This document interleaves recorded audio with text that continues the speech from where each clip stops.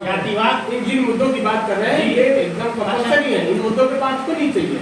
मगर आप जैसे ही चुनाव आता है यहाँ पे जातिवाद हावी हो जाता है और जिनकी संख्या भारी है वो हिस्सेदारी की तरफ जाते हैं। शिक्षा का अभाव ही जाति को जन्म देता है। जाति अगर जो जहाँ है अगर शिक्षित हो जाएगा हमारा जातिवाद खत्म हो जाएगा। इसीलिए तो शिक्षा इतनी महंगी कर दी जा रही है कि पढ़े नहीं 5 किलो राशन ले और आराम से घर बैठे।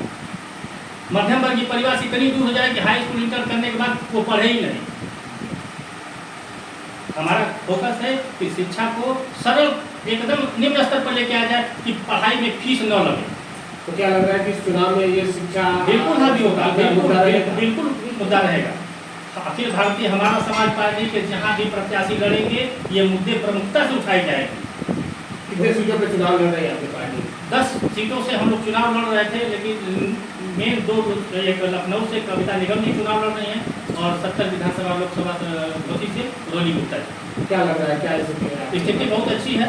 सभी लोग हम लोग की बातों को समझ रहे हैं, सुन रहे हैं, समर्थन देने का आश्वासन दे रहे हैं। अब तो ये भविष्य के गर्त में है, क्या होगा। लास्ट क्वेश्चन मैम बता दीजिए, क्या लोगों के बीच में क्या कहीं कैसे रिपोर्ट बांट रही है, क्या कहेंगे? लोगों के बीच में मैं ऐसे ही बोल रही हूँ भाई, समाज सेविका हूँ, ना कि मैं बहुत बड़ी राजनेता हूँ, ना मेरे पीछे भाई कोई बड़ी राजनीति का हाथ है।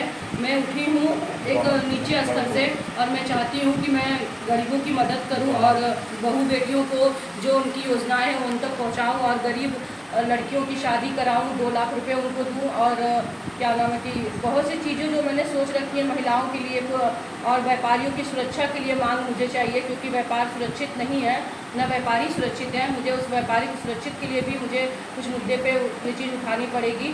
और यहाँ पे फैक्ट्रीज़ नहीं है, जो मैं सोचती हूँ मऊ में कुछ फैक्ट्री होनी चाहिए जो बेरोजगार चरम सीमा पे पहुँच गई है, उन्हें कुछ हद तक मिटाया जाए। और मैं आज एक स्टूडेंट से मिली तो वो बीटेक की हुई थी, कह रही थी, रो रही थी कि मुझे कोई सुविधा नहीं है, मुझे प्राइवेट में नौकरी मिल रही है, सरकार पैसे नहीं दे रही या सरकार हमारे लिए कोई वैकेंसी नहीं निकाल रही है। ये हम लोग बहुत बीटेक वाले बहुत परेशान हैं। तो हम चाहते हैं, सरकार से अपील भी करते हैं कि पहले स्टूडेंट को सुने, क्योंकि स्टूडेंट युवा से ही हमारा समाज चलता है, हमारा भारत चलता है। तो पहले उनकी तकलीफ़ों को सुना जाए और समझा जाए। धन्यवाद।